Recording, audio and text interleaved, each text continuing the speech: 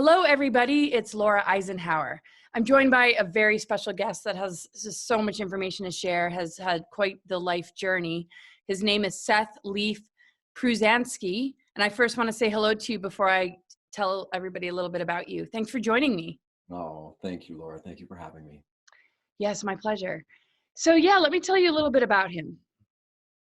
Seth was born into this world with the ability to interpret deeply profound universal wisdom directly from his soul. Throughout the course of his life, he has learned how to masterfully articulate this knowing in a way that benefits those who are desperately looking for real answers to the big questions in life. Seth is a self-published author of the book, The Fight to Enlight. Initiation through the heart is the only way to win. A successful entrepreneur, performing musician, co-founder of livingnuts.com, tourmalinespring.com, and editor of the blog I'm Awake Now, What.com, a website devoted to globally awakening people to the power residing in their own consciousness. And so that's amazing that you've done all that. But I think what's amazing as well, I don't want to overly use the word amazing because you're one of those people that just has such an incredible story. I want to just share a little bit about some of the trials and tribulations and adversities that you've gone through, and then I will jump into some questions. Does that sound okay? Sounds great. Absolutely.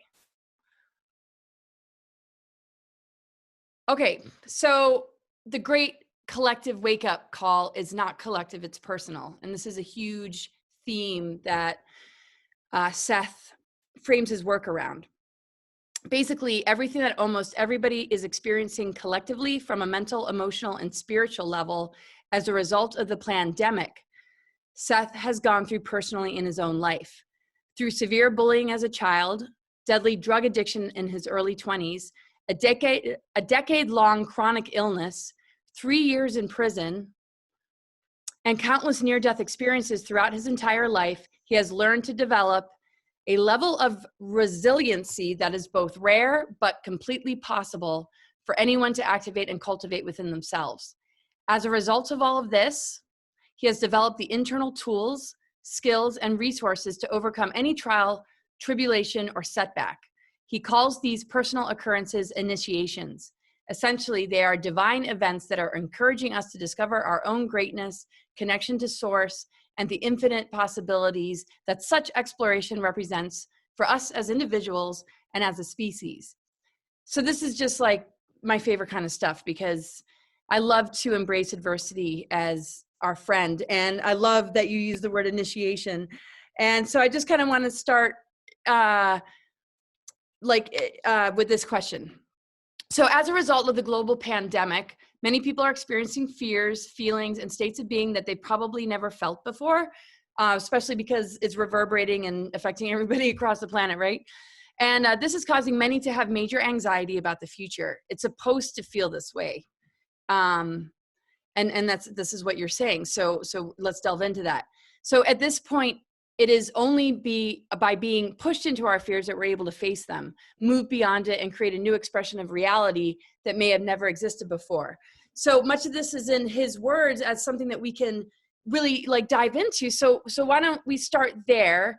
And especially the point of it's supposed to feel this way, because I think some people are feeling victimized and very resentful of what's going on. And they have every right to be. And that's the first initial reaction we're going to have, because in order to truly grow beyond the limitations that hold us back and into the possibilities and potentials that are truly innate within our own self-awareness, we have to face those uncomfortable stages, those fears, those ugly things that we don't want to face. And when we first start facing it, we're going to be facing it from a human perspective, from a perspective that we're most used to perceiving reality from, which is our human identity that has been conditioned and fashioned throughout the course of this life. So we're naturally going to go through these steps of, oh my God, why is this happening? Why is this happening to me? I thought I had freedom. I thought that, life was supposed to be like this. We have all these expectations based upon the way things have always been. And when those get shattered, suddenly we're left looking at things in a way that is perplexing to us. And we feel like victims. And it's totally natural and okay to feel like that. But the difference, and this is what separates people, this is where they define themselves, is if they choose to remain in a state of victimization, or if they are so willing and devout in their willingness to face that, move beyond it, and see what that victimization actually is, because it's quite surprising what it really is. Yes, absolutely. Yeah. So yeah, this great collective wake up that we're in, going back to it being personal, not collective, like you're meaning the personal initiations are a part of the collective, but we're not really able to just experience it on a collective level without taking it upon ourselves personally, or else we're not really doing the work, right? So there's many paradoxes, right? There's many different ways of perceiving reality that can lead us further away from our source. But it's in recognizing that we're able to let go of these different perceptions. And ultimately, it comes down to us as individuals taking full responsibility for how we perceive the circumstances in and around our life. And when we do that, when we're truly like, okay, you know what? It's not about the government. It's not about my neighbor. It's not about China. It's not about any of that. All the ugliness, all the bitterness, all the things that I don't like perceiving in this world that are making me feel awful. What if that is a part of my own perception that I have not been able to face because I've been functioning at such a limited level compared to what I'm capable of functioning at? And when we take responsibility for reality in that radical, intense kind of way, things begin to happen. Our own perception of reality begins to expand. Right now, we are in a part of the solar system and a part of the universe that is expanding. Most of life is in an expansive state. It's not contracting. So human perception, on the other hand, though, is in a stagnant or contractive state of being that is going directly against the laws of what is primarily happening. So that can only go on for so long without reality smacking us around, or waking us up.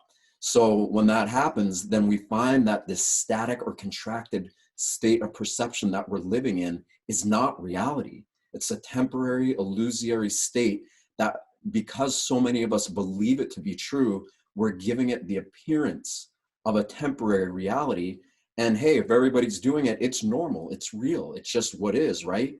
No, it's only like that from a very limited perspective, from a temporary, it's a blip in time. So as we expand our awareness, as we expand our heart and trust that even though we don't like what's happening, it is somehow for our greatest good, then this energy that we truly are, that is gifting us the opportunity to be in these bodies to begin with, comes to our assistance, and it helps us to get through whatever fear, whatever darkness, whatever it is that we don't like, and it gives us resolution. well, take us into an example of what you went through with 3 years in jail and being confined. People feel somewhat imprisoned, and there you are with all these forces controlling you, telling you what to do, giving you orders. It's very similar to, this whole concept of being enslaved and being further enslaved, and what vaccines might do, and being in lockdown, not able to go out for more than an hour in some places like Victoria, Melbourne. So a person who might be sitting in that situation, let's kind of speak to that. But I'd first like to hear about your process and some of these things that you went through in your earlier years.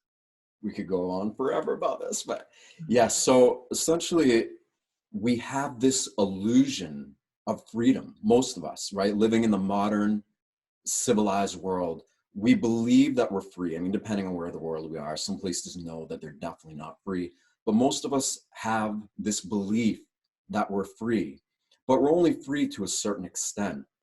Now, when something as dramatic as what happened to me happens, where you get extracted from the free reality you think you're living in and put into a place where you find out that you're not free, you're quickly facing parts of yourself that, as I said before, make you feel like a victim, that make you feel like, oh my God, what is really happening? So I recognized right away that this is what was happening to me. And I felt like the biggest victim there was for a little while. You know, I'm in a place with people that you would mostly cross the street to get away from, that you don't want to be with, you know, being told what to do by people who don't have your best interest at heart necessarily. And the feeling of it, especially to somebody who's really sensitive, is tremendously heavy and burdensome. So I recognized right away that, oh my God, like, okay, here's what's happening in my reality now. And because this is what's happening in my reality now, I never really was free before. And that I was actually living in a prison, a mental, emotional, and especially a spiritual prison, long before I was physically incarcerated. But it took for me being physically incarcerated before I could truly grab the scope, truly perceive the scope and the gravity of what that meant. So then it was like, okay, if I've been in a prison of my own perceptual creation before any of this, then what does freedom actually mean? What does it look like?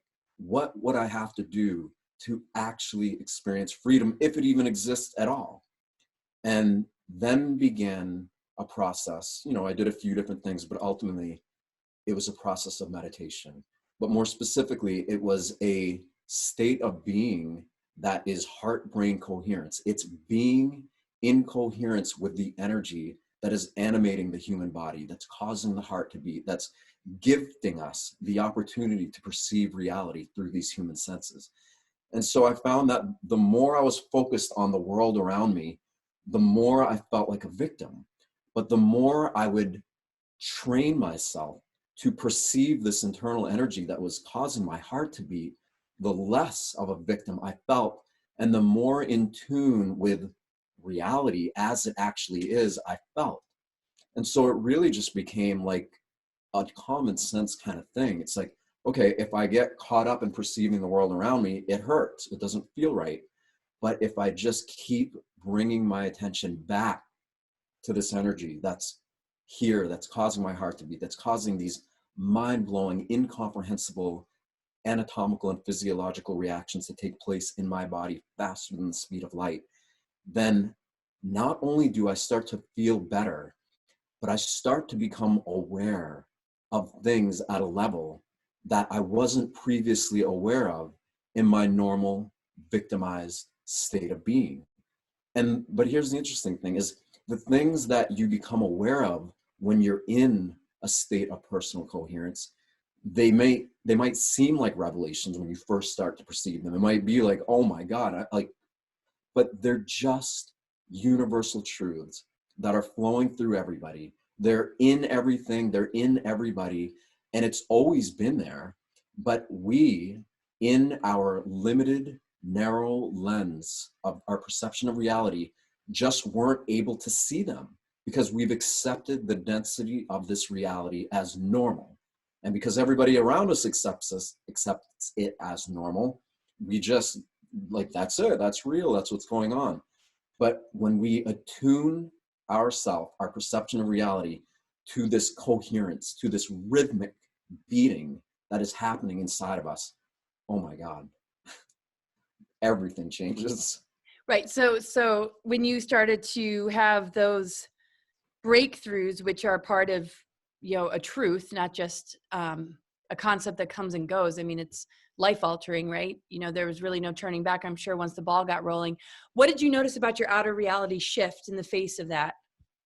That's a great question because, in many ways, I'll liken that experience to like going into the jungle, right? You're put into a jungle, you're around wild animals that want to eat you, like they literally want to destroy you. But I noticed that the more I would get into these states of being, the more I would entrain my perception of reality, my brain waves, my heart waves, my energy field to be in alignment with this coherence that is animating my life experience. The people around me couldn't help but treat me differently. They couldn't help but respond differently. And the worst of them, the guys that were like just, you know, the just the worst of the worst, suddenly become like little kids with innocence in their eyes, with awe, with wonder, because it's tapping into a part of them that was always there, but they just didn't see it because there was so much trauma, there's so much pain, there's so much conditioning that was preventing them from being able to perceive the reality of what they actually are. But when they begin to feel it, then suddenly they're not in that limited, contracted, I think I know what reality is state. You're in this open, augmented, and expansive state of reality where you realize that you barely know anything about what's going on. However, you are a part of it, and you can feel how grateful you are to be a part of that. And so you're engaged, you're present, you're right there, and you're willing to face the unknown. And that's how they responded to me. And that's such an incredible point, that when we shift within ourselves, that's why it's a personal, that's why I love your title about the wake up call is not collective, it's personal, because as you were shifting, others around you were shifting. So that outer metaphor, like you were talking about, where it's kind of this outer reflection of things we didn't realize we were in, when you began to break those barriers, it's almost like the outer world is an aspect of you that changed with you. Is that kind of how you would say it? Who would believe it, right? Who would ever think that? Like, we're so addicted to perceiving reality according to the way we've always perceived it. And so we've given so much validity to the material appearance of the world around us that we don't want to believe it could be another way, because we're literally addicted to believing it's that way. But it's through that addiction that we perpetuate this dense reality and give it more life and allow it to keep being the way it is, when really we don't recognize that if we could just break that addiction by cutting it right off, by saying, you know what, I might not know what this is or why it's happening, but I know there's something greater. I know that within me is something that is beyond comprehension.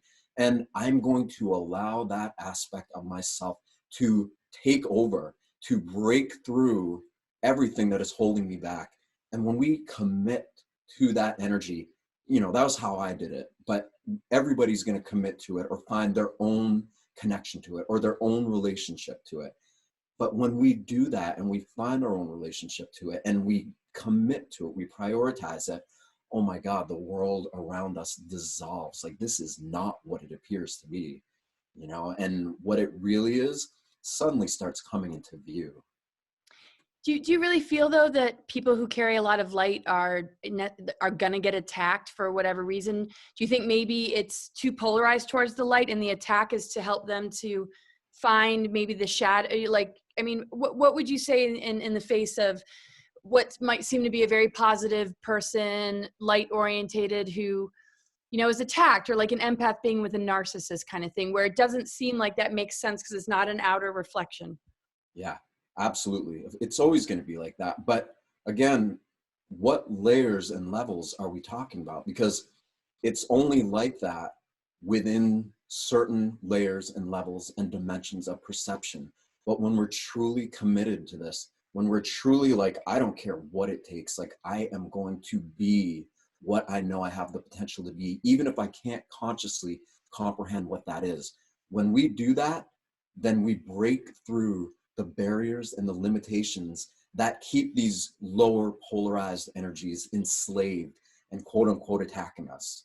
And even when they attack us, even when these things happen, this is that greater force that is trying to get our attention any way it can. And look what happens to most people. You know, I've been targeted, you could say. I've been attacked like a million times throughout my life. And my initial response, which is totally natural and which is what most people do, is to retract in fear, to feel like a victim, to feel like something's out to get me. Of course, that's our natural reaction. That's what we're going to do.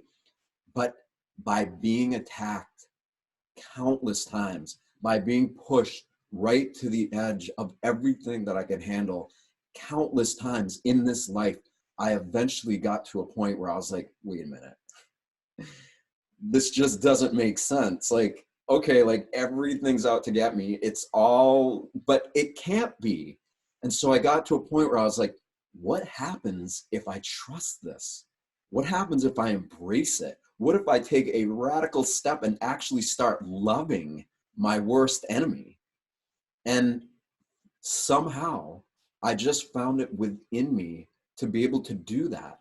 And when I did that, my worst enemy was never my worst enemy. It was just a limit of habitual perception that was keeping me confined into a certain parameter of reality that I could only break through by being attacked or being, polarized by some aggressive force or something like that. But through that, going through that thing, and because when you retract in fear, you're going to keep perpetuating experiences that are going to bring that up. But when you embrace it, the opposite happens. You open up, you expand, you go to a different level or a dimension of your perceptual possibility, and then you're ready for the next initiation or the next thing that happens. Right. Because it's no longer you're not afraid anymore. You're like, okay, it was tough, it was brutal, it didn't feel good, but now I know that it's this greater energy that's really trying to get me to grow. And I've been resisting it because everybody I know resists it. And I'm done with that game. I'm done playing that game. Right. Getting out of the duality and the definition of things. And just recognizing that these catalysts bring more of you out. It can help a person to actually thrive instead of be crushed and feel because it just gets worse because we're really here. I mean, wouldn't you say nature and just universal forces are encoded with helping us to become masters? Like, absolutely. It's in fact, that's more of a reality, like times infinity. That's more of a reality than this limited, temporary, habituated human perception that most of us have accepted as reality. These codes, these frequencies ad infinitum are really what makes up the bulk of all reality. But in our limited, conditioned state of being and state of mind and state of heart, we just don't see it because we're too stuck in these perceptual prisons, believing that we're a victim, separate in all time and space, believing that everybody and everything is out to get us, and that there's more chaos and disorder and hardship in the world than there is coherence and order and harmony. Right. And then people turn on each other. Exactly. Just like, because that all creates just almost a survival response. And That's exactly what it is. You just nailed it. We become addicted to the chemical hormones that our bodies produce as a result of living in these states of fight or flight. And most of us live like that our entire lives. And because the feelings of stress are so intense, it becomes the most predominant thing in our state of awareness. And so we unconsciously go about recreating situations so that our body can create those stress hormones so that we can consciously and unconsciously feed off the addiction that feeling represents. wow. And so when we're living in that state of being, producing that fight or flight stress hormones, what do you think our energy field is going to represent? What kind of signature is it going to hold? We're going to keep attracting whatever level of energy we embody and emit. Oh, totally. Wow. And so it, must connect to adrenaline then, but not well directed. It's like energy channeled into more the drama and conflict, then adrenaline connected to maybe doing some great sport or doing something daring, that pushes the limits in a healthy way. That probably doesn't burn out the body and the adrenal glands. And so do you agree? I mean, I don't want to just. No, I absolutely agree. But it's like we've got it backwards. Where like stress response is healthy. We need it. We need it for where we're at. And again, it's not like, not to get in this like idea of it's one or the other, because it's not about that at all. And that just puts us into more polarization and more duality. But what it's more about is coming to a healthy state of balance where it isn't one or the other. It's this 0 point, it's this balance between it all that allows us to have a state of being where we're able to perceive ourselves in an observational perspective that doesn't limit us, but that also allows us to evolve through this human experience. Because it's not about rising above it and ascending and being done with this necessarily. It might be for some, but it's about finding this balance point so that we are evolving. We are evolving as souls and as humans, but we're doing it in a way that is healthy, that is activating our joy, our love for life, our trust for life. And most of us have it backwards. We're all, everybody I know, successful people, unsuccessful people, even most of the happy people I know are living in a constant state of fight or flight. So that's the first step, is to reverse that by getting into a coherent space. Then when you've habituated yourself to being in a heart, coherent space, your body starts getting used to like, oh, wow, this actually feels good. I feel good. I remember what it's like being a child and having awe and wonder and being like, oh my God, everything is possible. And that's how we really are. And we really have the potential to be. And that's actually more normal and healthy for us than the opposite of what has happened. But it's almost the same story anywhere you look.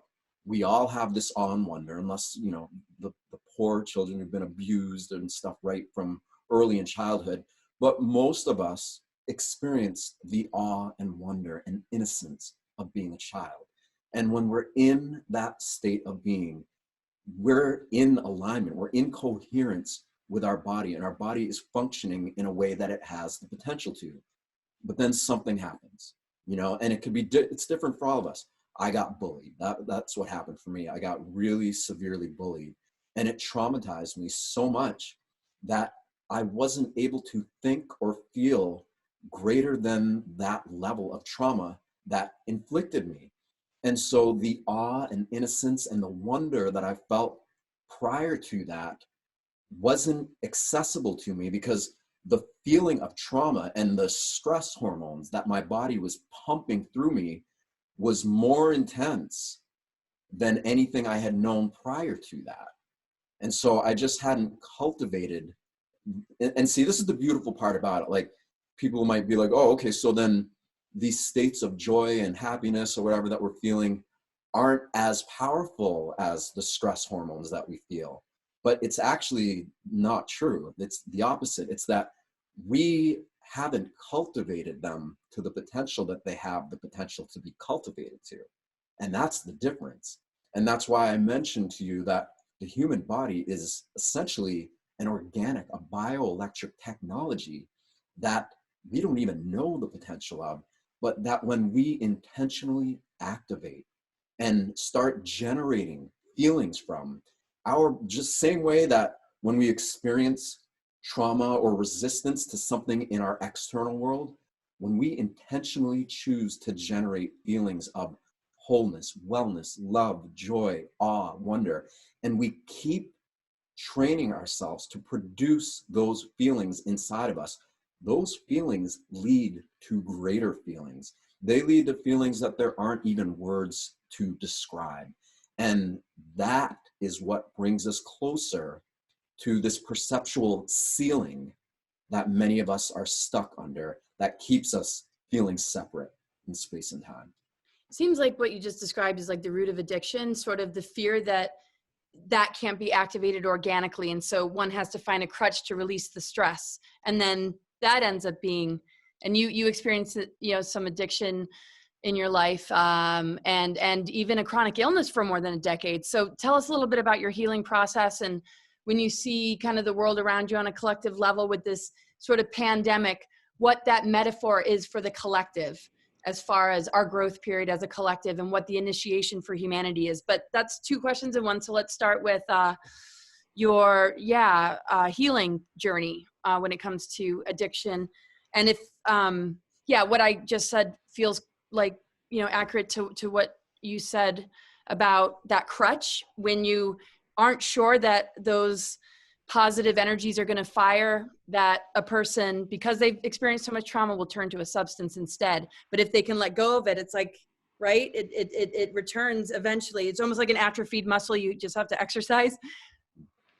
Yeah, you're exactly spot on. So as a result of the bullying and all the stuff that I went through, and actually getting really activated through near-death experiences and realizing how powerful I have the potential to be, that all of us have the potential to be, I, at that point in my life, didn't want to take responsibility for what I thought it meant to live as a divine being, to live as a holy person.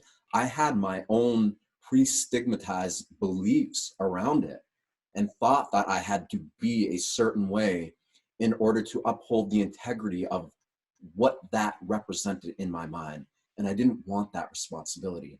So I looked for ways to numb myself out, because to live as a truly fully activated divine being in human form, to me at that point, represented something that was scary to me. You know, it was scary. It was like, I felt like I want to be human. I want to be in this body. I want to feel this material reality that I think I'm living in.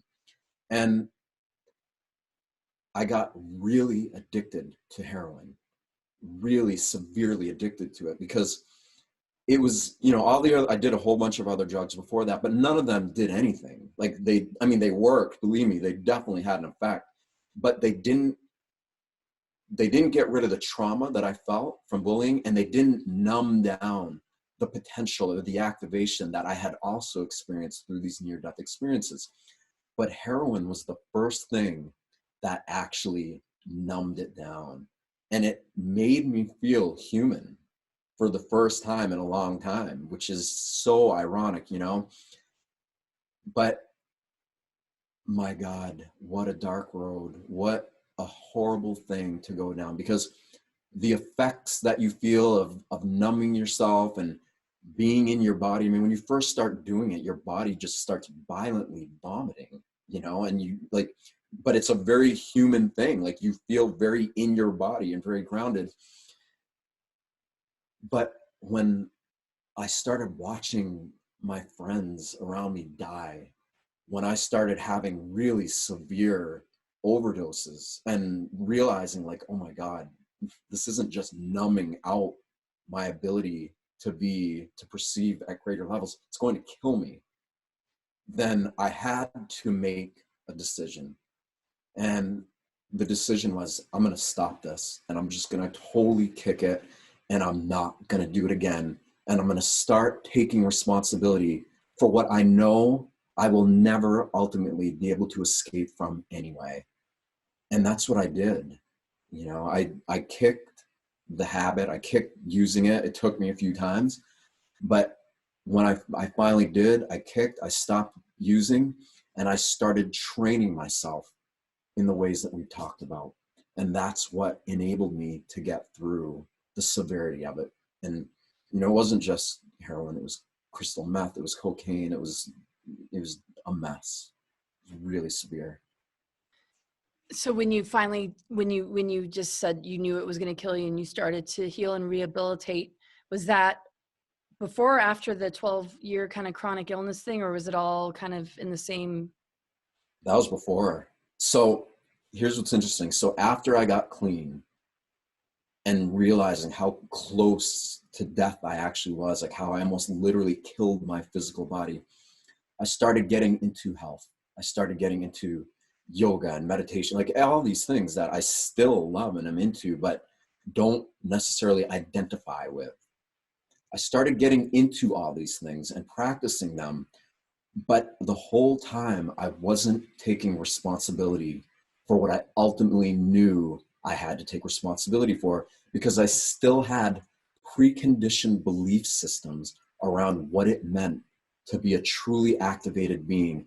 And even though I knew deep down that the universe is a perfect accounting system and that there's no escaping ultimately what we have incarnated to become, I wasn't ready. I wasn't ready to actually be what I knew was unavoidable anyway. And so the mind or the ego or who we believe ourselves to be has this really peculiar way of seeking out things to feed this chemical addiction that's also connected to our belief systems, the stress response that's very tied into our belief systems, in order to keep us from being at the cutting edge of our own evolutionary impulse. And most of us go through life doing this or finding ways to do it till we die. That's how most of us live our lives. I knew that there was no other way for me. I knew that ultimately I had to face this. I had to take responsibility for it, and I had to practice what I preach in order to truly be free, what I would label as freedom. So the sickness, the prison, all that stuff was just a result of me not taking responsibility for what I knew I had to take responsibility for. And so the universe, or this greater coherent consciousness, was just like, okay, I'm going to keep knocking at your door. I'm going to keep doing everything that I can to get your attention, because you're the one who wanted to do this in the first place, And that's ultimately what it is. Like, I remembered ultimately that I wanted to totally awaken and live at that level of integrity. And I held myself to that standard. And so all it's doing is keeping us in check with what we ultimately want for ourselves, if we even remember that. Right. You're saying that all these different adversities, and I mean, it's messages that can only get our attention if it comes in the form of just some sort of adverse. Yeah, I not to use the word adversity twice, but like an adverse situation is going to get your attention. Pain is going to get your attention, and really, when it gets your attention, all it wants is to be set free. All it wants is love, right? Or I mean, so Essentially, yeah. yeah. Because our greatest nightmare is this energy. It's this force just trying to get our attention. And when we can face a 10,000-eyed monster right in all of its eyes and be like, go ahead, frickin' kill me, like, take me. I am not afraid of you. You can do whatever you want, but I am not going to give you the most sacred aspect of my being, because it's not yours to take. And I love you. And when you can stand in that place that is within all of us, and you can truly confront the fear of your fears from that place, it's amazing how quickly those fears suddenly turn into butterflies or whatever they turn into something that is very opposite of what it presented itself to be.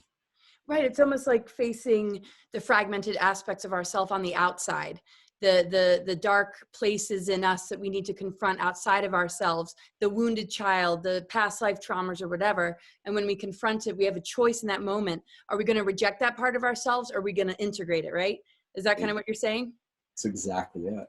It's exactly it. And who knows, it might go on forever, but you don't care.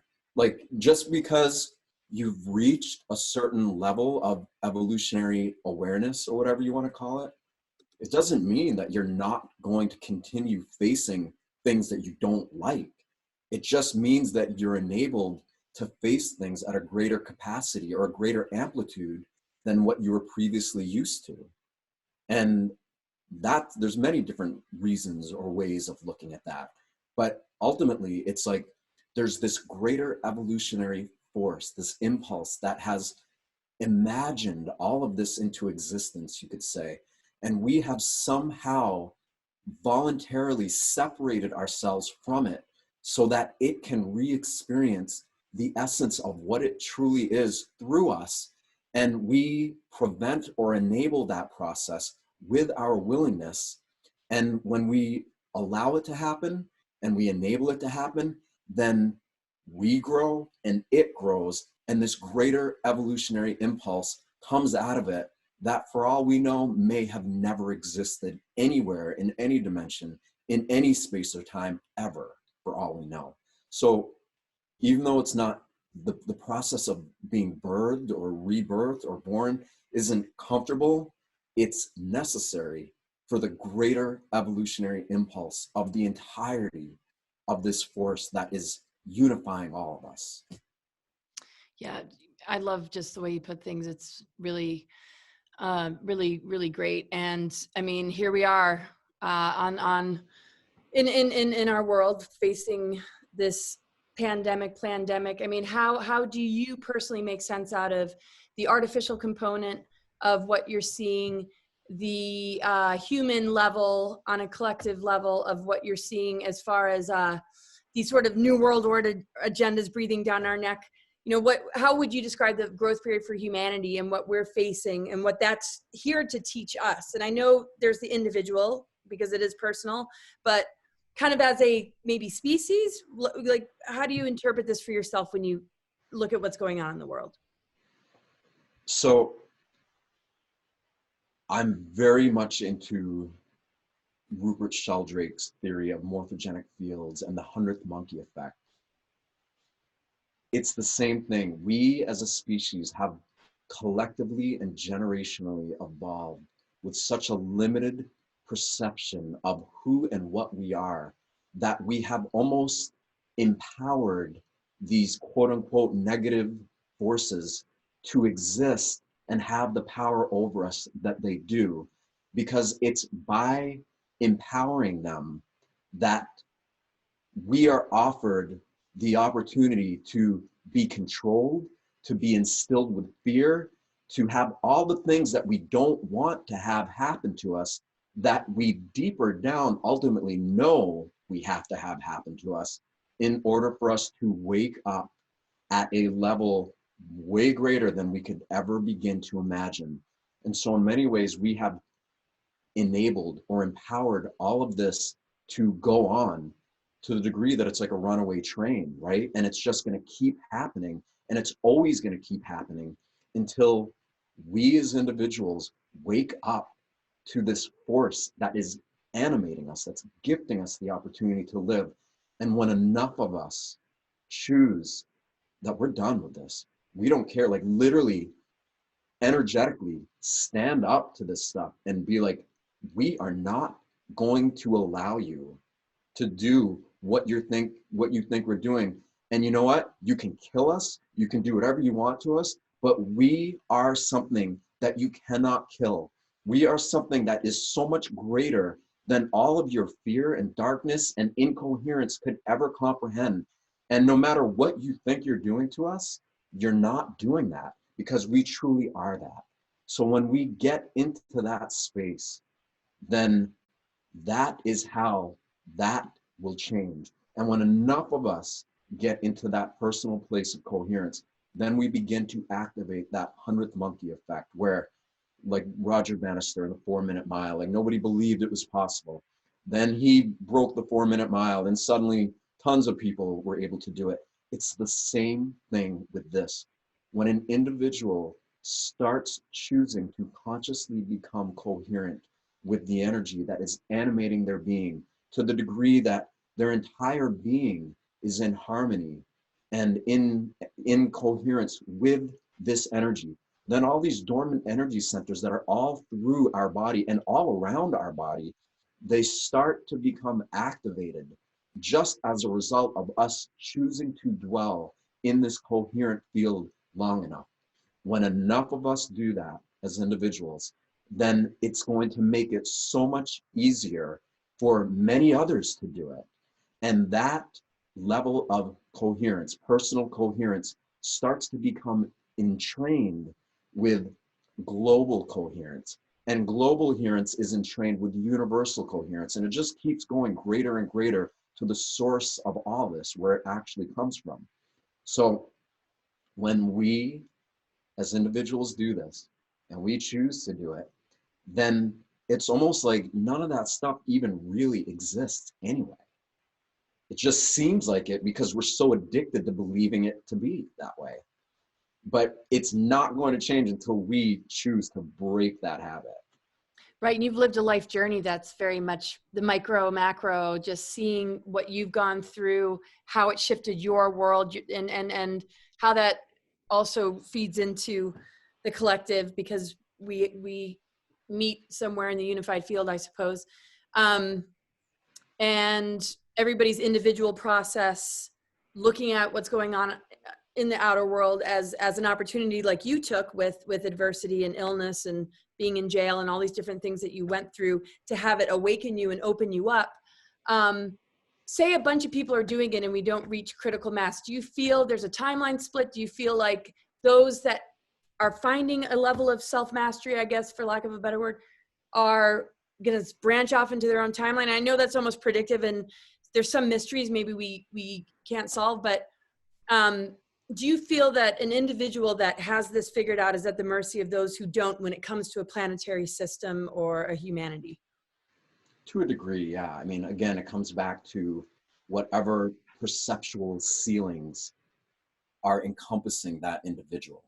But the more you break out of those ceilings, the more aware of it you become, the less controlled by it you are, because you're no longer living from a dense state of illusory material reality, and you're living much more in alignment with the harmonic convergence, the reality of what this force is that is imagining all of this into existence.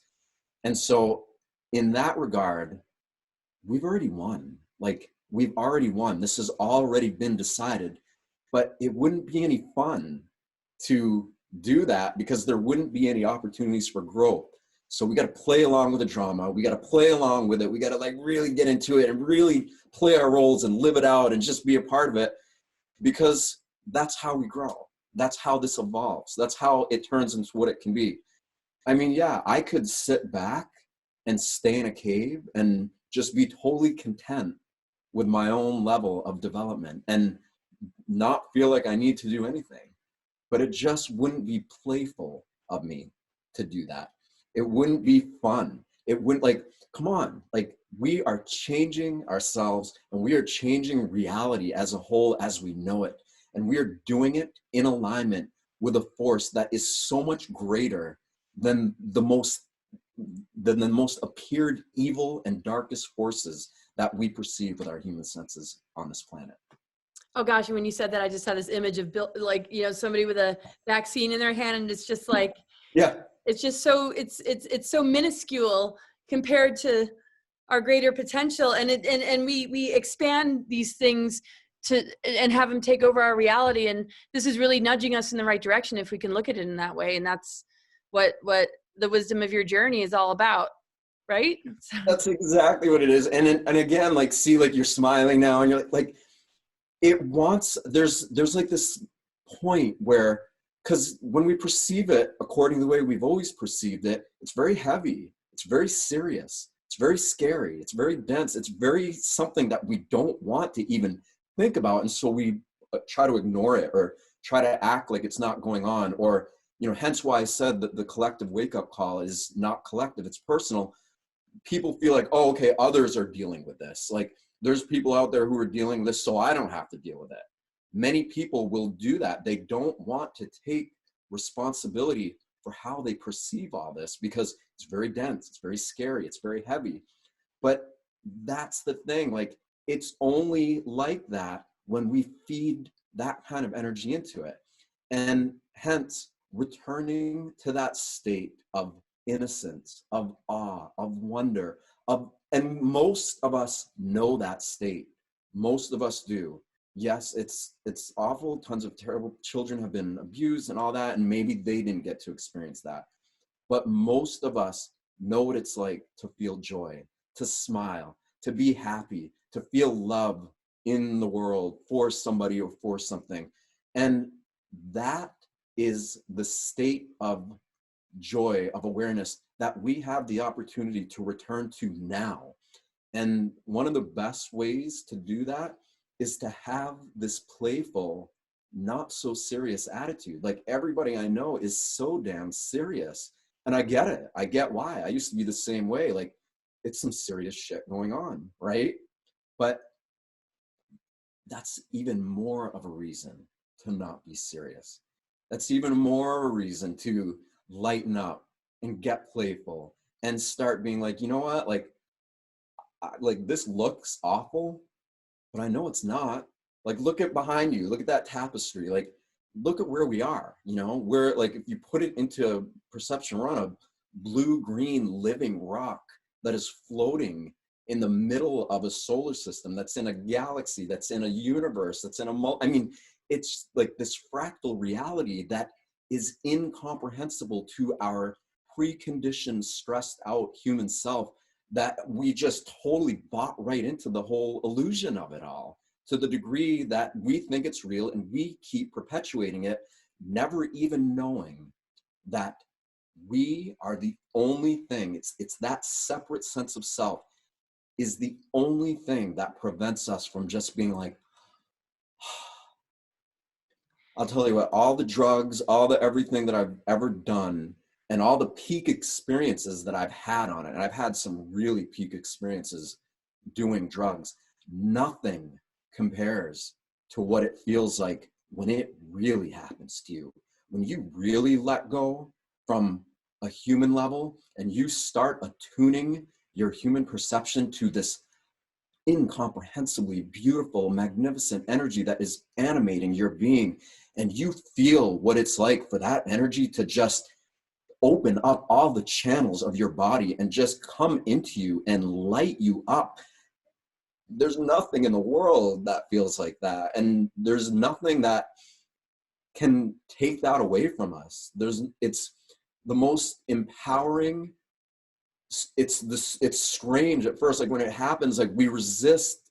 That process wants to happen to us constantly, but we're so conditioned in so many ways that are so generational that we don't even realize the barriers of resistance that we put up to this greater force that wants to literally enlighten us.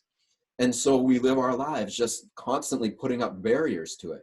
So it has to do things like form an elite and for, you know, all these things that we see around us, you know, that are taking away, like it has to do all these things to try to get us to wake up to what is really going on, because we're stuck on the particle. We're focusing in quantum physics, we're focusing on the particle, not the wave. Okay, we're focusing on the little pebble on the beach when there's an entire ocean around it. And when we make that reversal in perception, then everything makes sense. Like everything, you know, and that's why I said before, we've already won, you could say. Like this has already been decided. It's already done. Right. But it just wouldn't be any fun to Yeah, just proclaim it and not be a part of this.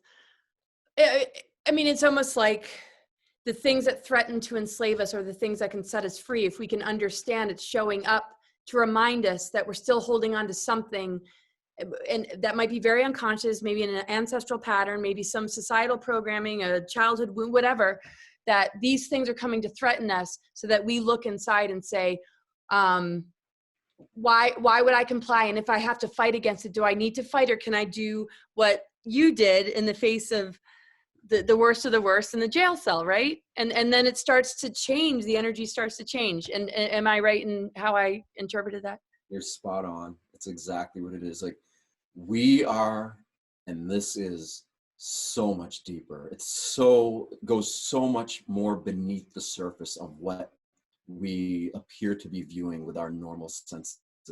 And all the things that appear to be happening in the world around us are much deeper. I don't want to use the word, but I will, because I don't know what else to say. You could say they're almost karmic patterns. It's an energy of stagnation that has been stuck within the genetics of our species for countless generations, to the degree that we have so deeply and thoroughly bought into this illusory reality and accepted it to be the only reality, that we have enabled it to go on for as long as it appears to have gone on. And we can change that really fast if we want. Yes, absolutely. Oh my gosh, right. But we love the drama, right? We love the drama. Like we love, right, people right. do, they love it. They're addicted to it. Yeah. Right. And when we can raise the vibration of changing it out of the addiction and engage, you know, our minds, like we like to solve puzzle, we like the challenge, we like, you know, sort of the drama, but the drama can be, you know, sailing in really windy weather instead of getting caught in a lower sort of conflict with family and friends because you don't think the same, right? Is that kind of what you mean? You're absolutely. I mean, look, we are where we are because that is essentially where we have evolved to be. It's what our particular energetic signature has gone through and developed as and manifested as at this point in perceived time. But it's within our ability to literally make a quantum jump out of these evolutionary limitations that have brought us to this point, and the circumstances of the reality that we all find ourselves in right now are spurring us on, they're egging us on, they're really doing everything they can to get as many of us to take that quantum leap as possible. And you know what, it's already happening, and it's just going to keep happening. And holy crap, what an exciting time to be alive. I'm so thrilled that you reached out to, or that we made this connection. I can't even remember how it magically Nina, all came Nina, together. Nina Starsong is who made Oh, this connection. right. So, I mean, I really relate to everything you're saying. And it's not just, oh, I relate. I mean, these are universal laws and principles, almost like the true physics of consciousness and how energy works, how it interacts with the physical plane from the non-interference zone of mind control and frequency distortions and this and that. And we can reach into that despite all these dark technologies, even if they get worse, right? Do you feel? Absolutely. Like, the more you surrender into the possibilities that you're not even able to comprehend, the more those possibilities start to, I don't want to use the word infiltrate, the more they trickle down into all of these perceptual limits that you have evolved with, that have brought you to this point, that empower you. They enable you to move beyond all of it. Like, none of it has any power over us unless we stay in a place where we're afraid of it. And most people are just going to remain in that state because they can't even imagine what this greater ocean actually is. But I'll tell you what, some of us are diving in head first, and we've already made up our minds. Like, we're going for it. We know why this is happening. We don't know all the reasons why, but we feel this greater evolutionary impulse, and we trust what is on the other side of it. And by doing that, by making that greater sacrifice, you call it, which is another terrible word to use, but essentially by sacrificing all of our fear-based perceptions of self and reality into this great unknown, we bring that great unknown. We give that great unknown permission to come into this world through our perception of self. And oh my God, once we've opened up those doorways and it comes in, you know, and that's the kind of, like, I don't want to say sad, because none of it's sad. None of it is anything that we think it is. But when I feel this stuff and I feel this force moving through me, and it makes me cry every time. Like, I can break down and cry because there's nothing more powerful and more beautiful than it. But for a moment, I kind of get a little sad where I'm like, geez, like, look at us as a species. Like, we're stuck, like, scrambling around, chasing our tails, like, yelling at each, like, all this stuff, doing terrible things to each other. And when really, if we were aware of what we actually are and what is actually happening, imagine what we could be creating right now as individuals, as groups, as communities, as a species. Like, the potential of this is, like, you Oh, know, it's oh yeah. off, like, it's, and We haven't even, that's why I said, like, the reason I have moments where I get kind of sad, but then I come right out of it because I'm like, oh yeah, that's yeah. that preconditioned stuff where even as much as you evolve, even as far as you go, there's still going to be limits. There's still going to be ceilings that, you know, you have to break through, because everything that is happening to us is a deeper soul aspect.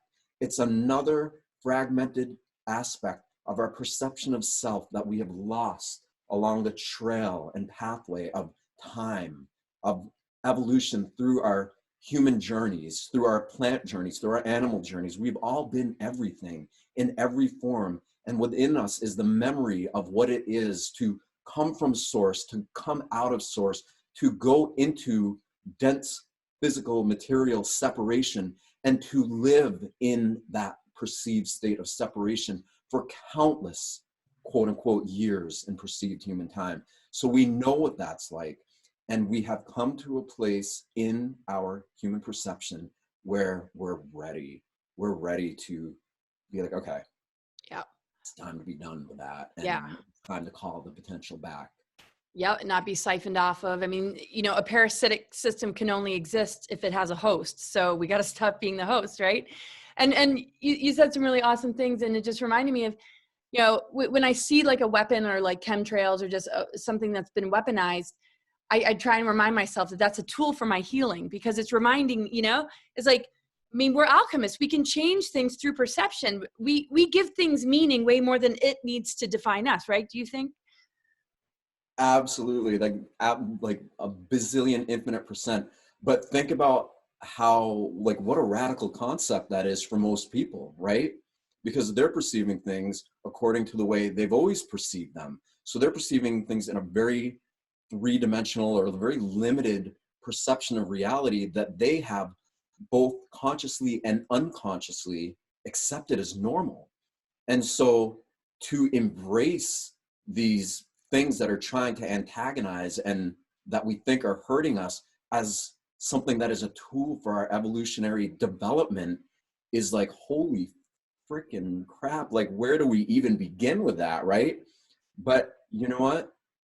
Baby steps, because we are truly just innocent children, all of us, even those guys in jail, like, you know, who are doing terrible things. They're like, by all of society's standards, by anybody's standards, they're awful, right? As we would judge them, but they're not. They're just a part of this greater experience that is working out the kinks of itself through all of us. And we have both willingly and unwillingly chosen to partake in all of this. Really, really great words. I just have one more question. One of the most common things that I hear from people: how do I wake my friends and family up? Right. So it's like a lot of what you were sharing, especially the toughest of the ones in jail that are the worst of the worst. The fact that they could change, the fact that you could see innocence in their eyes because you shifted right within you. Would you say that that applies to people who want to wake their family up, instead of the fighting, instead of the feeling judged or misunderstood, that you find this whole other zone? So can you just kind of talk to that about waking up other people, feeling frustrated that their friends and family don't understand and they're being called crazy? Like, and I know you've shared so much of this wisdom already in the interview, but just to put it in the context of people wanting to wake up others around them, which for some have to realize that somebody else's awakening might not look like yours, right? Yeah, yeah. Who I think Ram Dass or somebody, and again, I don't read much. I'm not really much of a reader. I don't really pay a lot of attention to things around me because I've been in so many situations where I've had to focus on things inside of me. But I think Ram Dass or somebody said something to the effect of, if you think you're enlightened, try spending a week with your family. Said something like that. Yeah, I've heard that. That's a good one.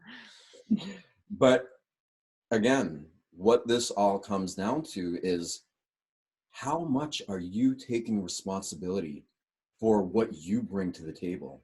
How much are you choosing to be in an unconditional state of internal coherence?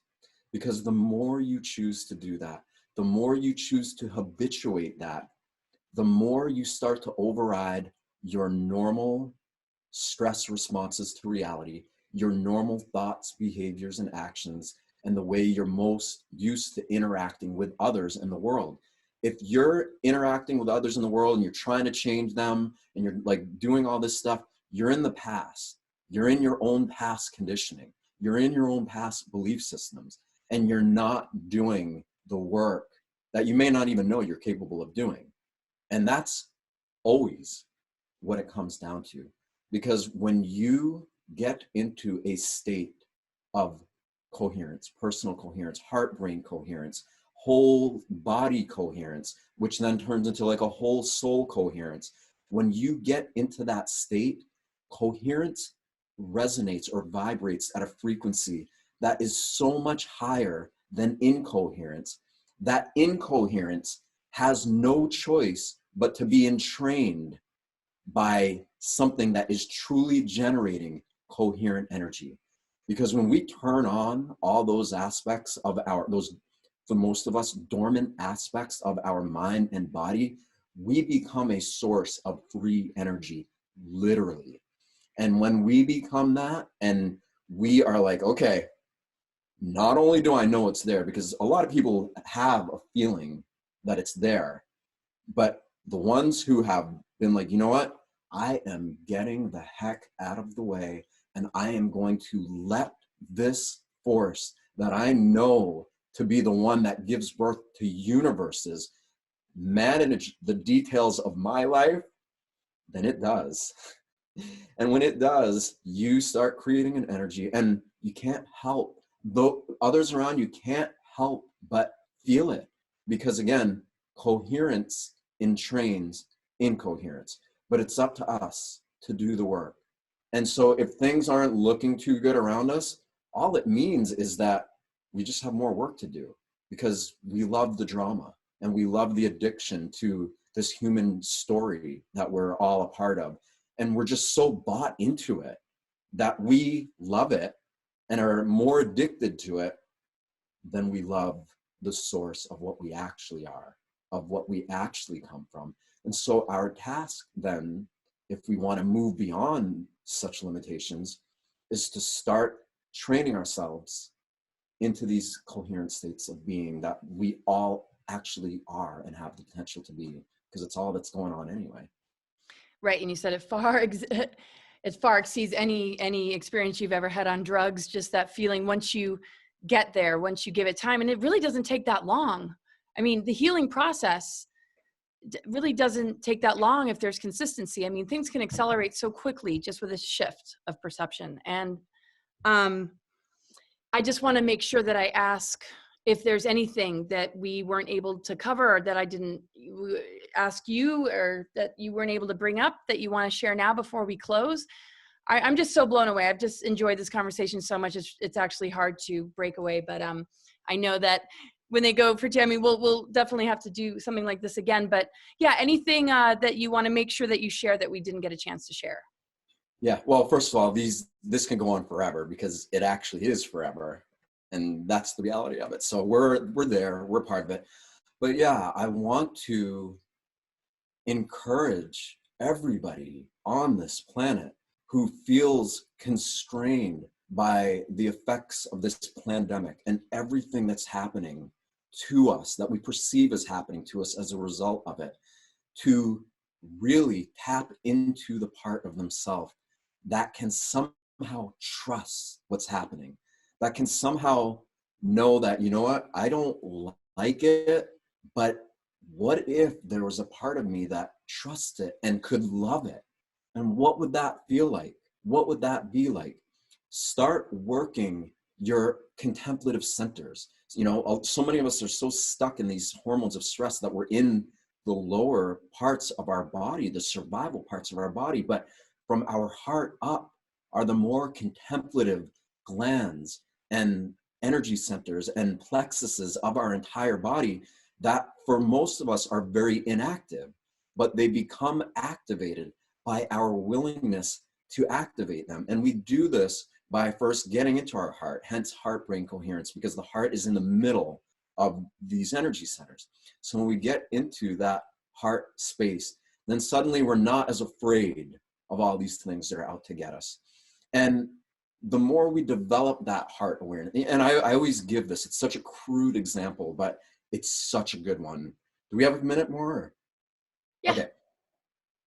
I love it. I love it because it's so crude, but so many people get it. Like, if you've ever had a sexual fantasy about somebody and you imagine what it's like to be with that person, and you like imagine, you get right into it, and you're thinking about it, just the act of envisioning that or imagining what it might be like to be with that person causes a physiological response in the body.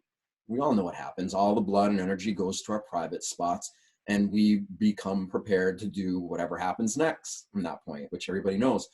But what a lot of people don't realize is that we have the same potential or ability to envision possibilities from all these different parts of our body. Like in your heart, like what would it be like to love this world, to love all the things that I'm afraid of, and like get right into it, like really like get totally lost in the daydream, use your imaginative capabilities, like really try to like imagine like what would it be like to love the things that are so unlovable and hard to love. What would it really feel like to do that?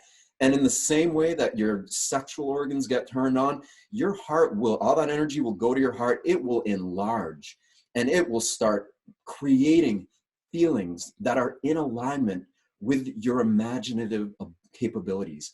Same thing goes through your throat. All your, like, what would it be like to speak my truth, to feel so whole and complete that I could fearlessly and shamelessly stand up in front of the entire world and speak what I ultimately know to be true. You know, you can do this in every single part of your body and activate all of these dormant aspects of your entire being. And the more you do that internally with all these parts of your body, then you start doing it to the actual field of energy that is around you. Hence all these light workers and all these, like, there's a lot of people who are working with these codes and the energetic frequencies that are around their body. And in many ways, a lot of those people, or some of them anyway, they've done this highly developed internal work of their body. And so they're able to carry a greater frequency potential into their bodies, into this life, and activate these dormant aspects that are innate in their actual energy field itself. And do you feel, oh, that's brilliant. Do you feel that is capable of transmuting the stuff that we're breathing in, the toxicity, the dark weaponry, even if somebody had a vaccine and then all of a sudden said, what have I done? Do you feel that there is no true enslavement? It just lasts as long as it takes to just pull yourself back?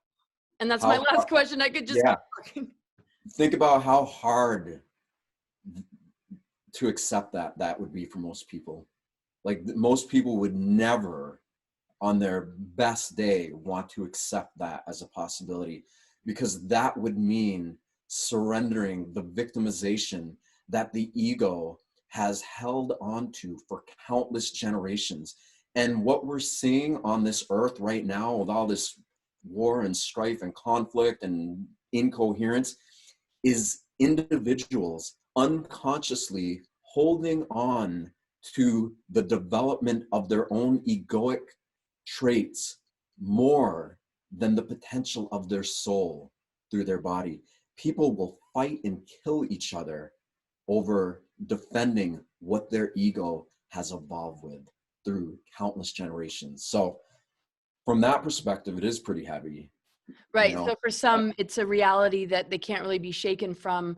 But if they get like assimilated into the AI more and they start to lose even more of themselves, I mean, I guess that's just their free will choice to not recognize their potential. I mean, they must come back around or have that opportunity.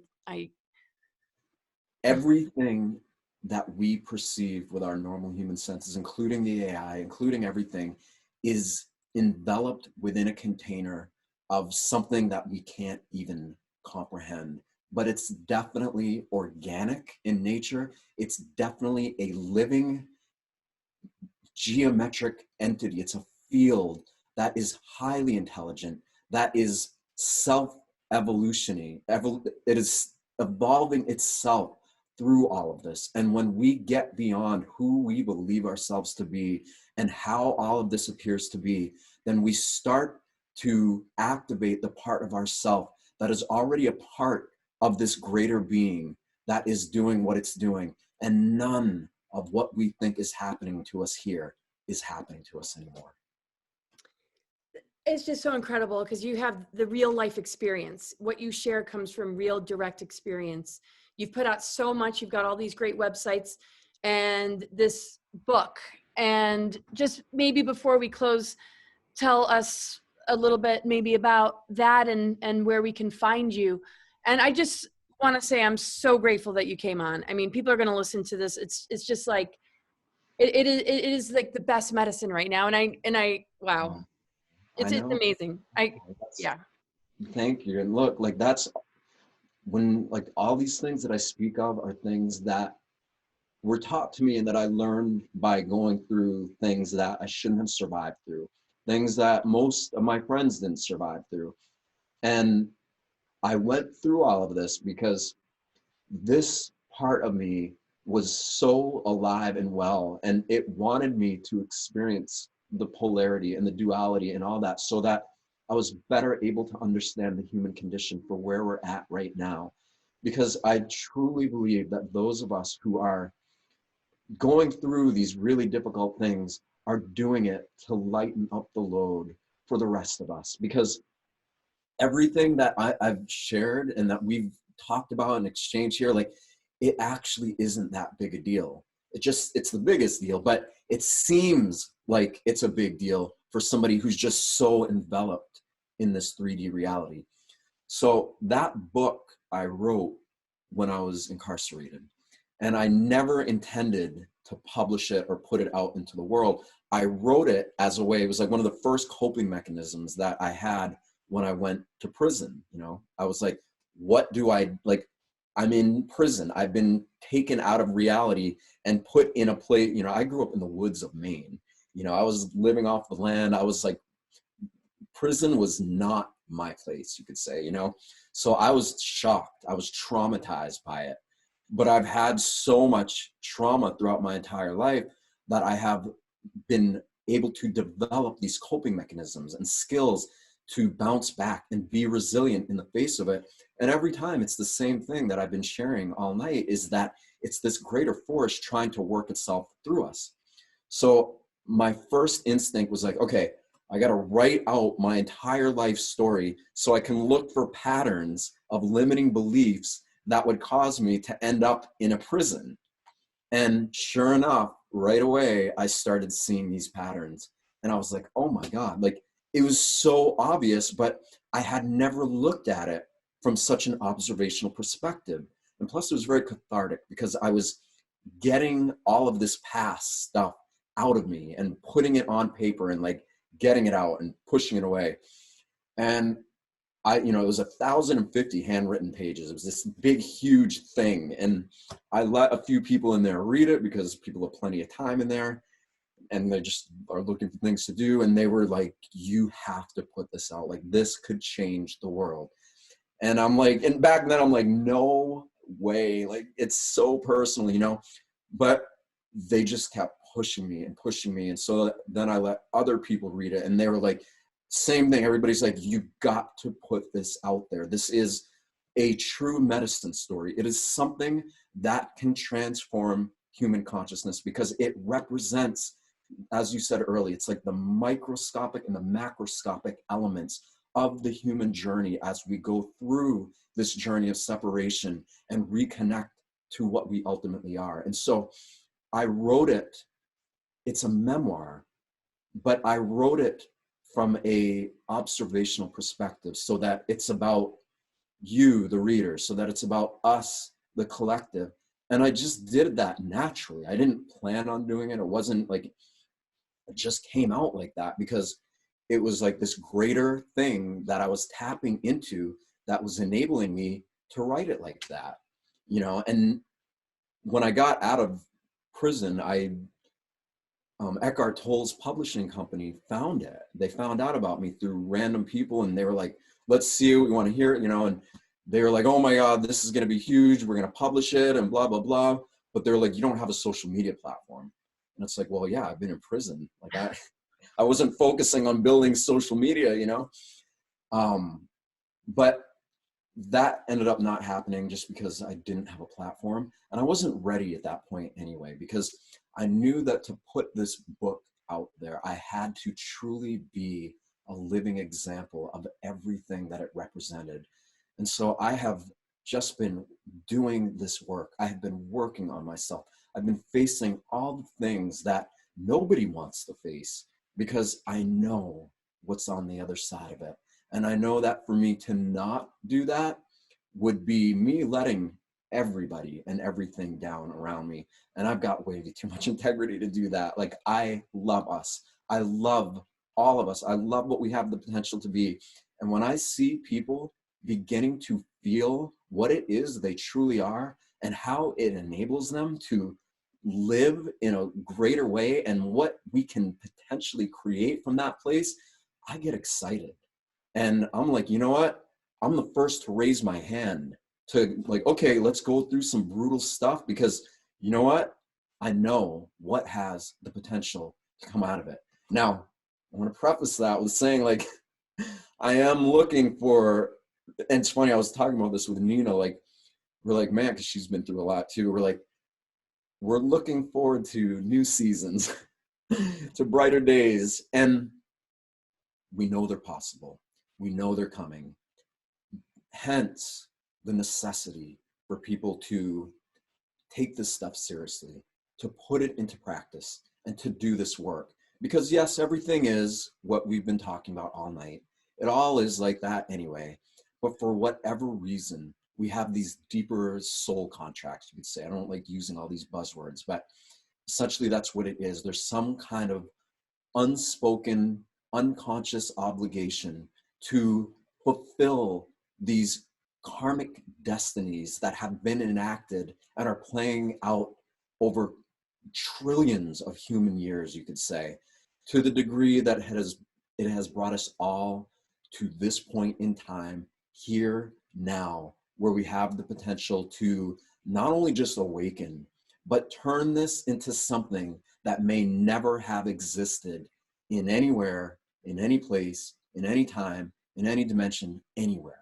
And that potential is what gets me excited. And if I may speak for the highest forces, I think it gets excited by that too.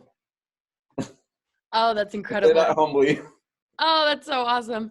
Sometimes I look at it like a big game of lost and found, just like, and then lost again. And there's so much, because we're so multidimensional, and there's so much, and yes, potential, and gosh, just not limiting ourselves to this, because this is what's closing us in our houses, right? It's time. And how incredible your words are. And I so appreciate you being here. And I look forward to creating more. And I just thank you so much for your time with me today. Let's do it. Let's make this world what we know it can be, For sure. Well, thank you everybody for tuning in. I'll have all his info in the description. And gosh, I know everybody's going to walk away that much more Yeah. invigorated and just it's just huge. So blessings to you, Seth. Empower each other. We're here to wake each other up and encourage each other to stay that way, because we can eradicate the pain and suffering. We can live in a way that's beautiful, that's magnificent, that's in alignment with our potential. Even with this craziness breathing down our neck, this is pushing us in the direction that you're talking about, if we allow It's it. our best friend. It's true. And like, most people would be like, are you out of your mind? But Oh, I get it. No, if we can connect to that part of us that's like, wow, like, it's our greatest teacher, it is our best friend, we'll see how quick things can change. cool. All right. Well, thank you so much, Seth. Okay. Bye, everybody. Yes. Thank you, Laura. Thanks for having me on. Oh, my pleasure. Okay.